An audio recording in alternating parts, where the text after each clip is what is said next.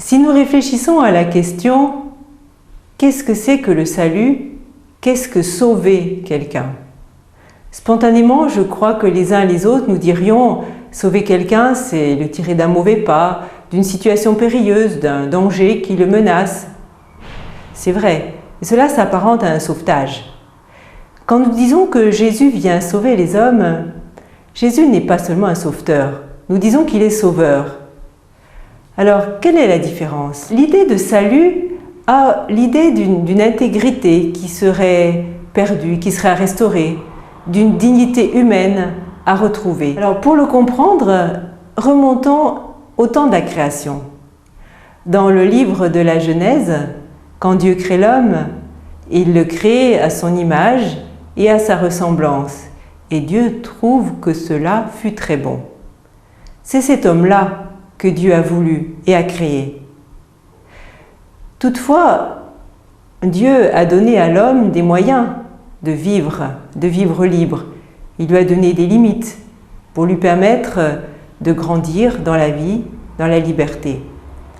Seulement l'homme a eu du mal à accepter ces limites.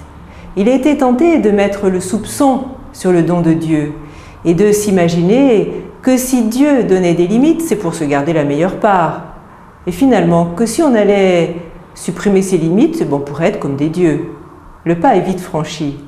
Et l'homme, du coup, se trouve séparé de la source vitale.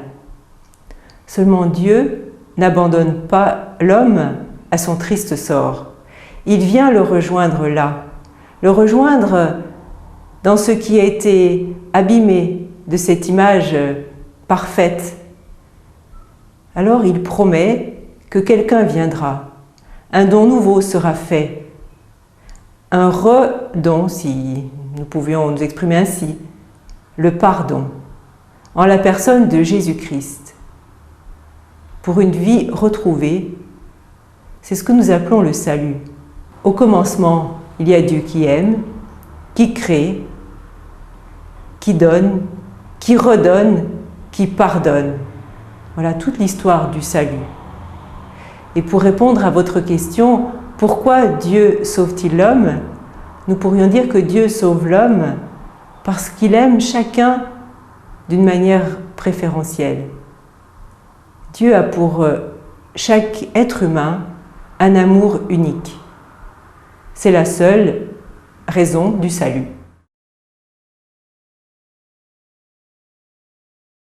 Nous venons de voir comment Dieu nous tend la main, comment il vient nous chercher là où nous sommes enfermés, là où la division, le mal viennent abîmer la relation. La Bible raconte beaucoup d'histoires où l'homme est emprisonné, où l'homme est enfermé dans des situations qui le maintiennent en esclavage. Mais aujourd'hui, ici, de quoi sommes-nous libérés? De qui? Dans le livre de l'Exode, le peuple est tiré de la main des Égyptiens. Les Égyptiens, ennemis du peuple d'Israël, qu'ils maintenaient en esclavage. Mais aujourd'hui, qui sont ces ennemis? Certes, si nous regardons autour de nous, nous voyons toute forme de mal, de complicité avec le mal qui détruit l'homme. Et ces ennemis, parfois, sont bien aussi en nous. Ces ennemis s'appellent, par exemple, le repli sur soi, la jalousie, la soif de pouvoir, la volonté d'écraser l'autre. Je crois que nous pourrions trouver un tas d'ennemis qui rôdent en nous. De ces ennemis, Dieu vient nous libérer. Dieu nous sauve du péché, qui est toujours une blessure dans la relation, que ce soit la relation à Dieu, aux autres, à soi-même.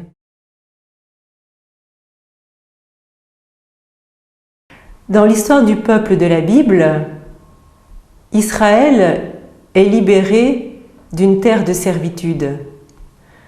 Cela est une phase du salut, la libération. Mais il y a aussi un autre versant. Israël est libéré et Israël est aussi conduit vers la terre promise. C'est l'autre face du salut. Le salut est tout un itinéraire où Dieu est à la fois l'origine et le terme. Avec le Christ, nous sommes arrachés au péché, au mal qui nous détruit. Mais nous sommes également conduits vers une terre de promesses.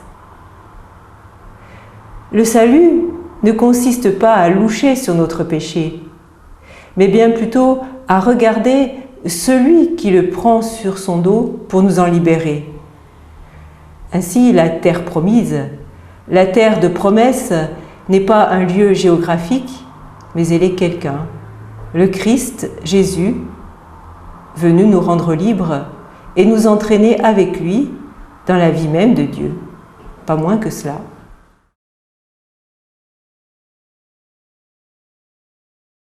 Quand nous sommes vivants, quand nous voyons autour de nous, ou bien en nous, la vie se manifester, germer, grandir, nous sommes témoins de cette vie qui se donne.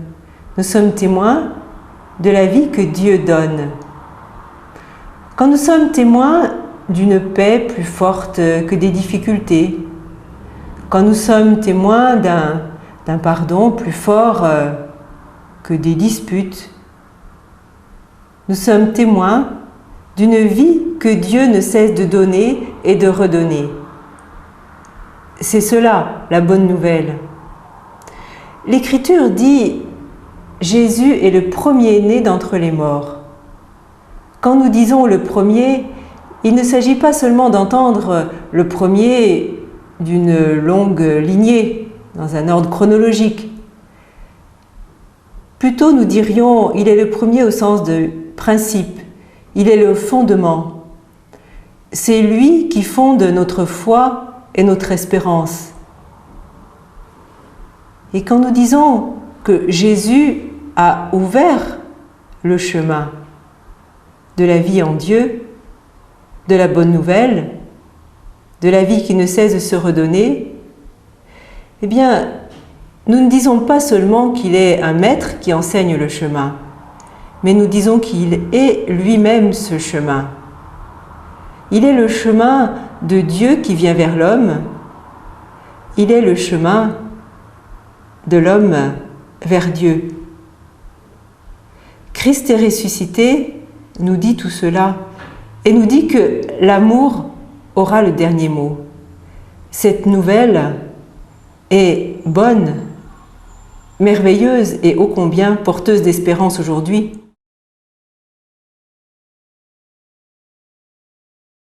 Cette question est un petit peu la conséquence de la question précédente.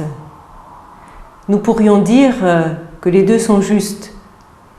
C'est-à-dire que, effectivement, c'est après notre mort que nous verrons pleinement Dieu, en pleine lumière, face à face.